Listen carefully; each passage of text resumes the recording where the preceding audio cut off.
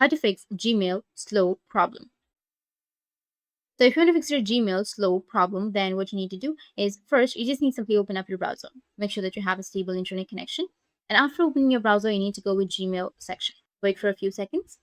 Once you're on your Gmail, you need to go with the top right, which has that profile option. And here you may have your settings, or go with the settings icon right here on the top right.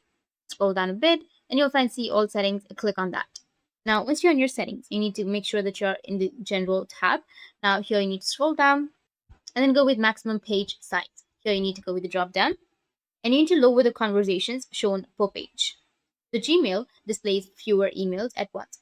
While you're there, head over to the inbox settings and turn off the tabs that you don't use, like, for example, social or promotions.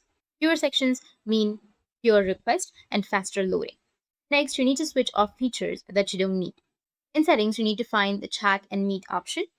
So the extra side panels add overhead. So you just need to simply go and select hide and off. Also, you need to review your Gmail add-ons. From the side panel or Google Workspace Marketplace, you need to go and disable. Next thing you need to do is go with the three dots, which will be in the top right. And from here, you need to scroll down a bit, go with settings. Under settings, you need to go with privacy and security and go with delete browsing data and delete all of your browsing history, your cookies and other site data, cached images and files, and download history. Now you need to make sure that your browser is also fully updated.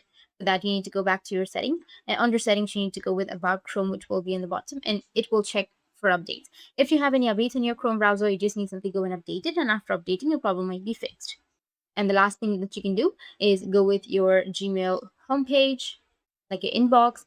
And here, you need to archive or delete old emails that you don't need immediately because larger attachments add weight. So remove big files that you no longer use. That's it. If you found this video helpful, hit the subscribe button and thanks for watching.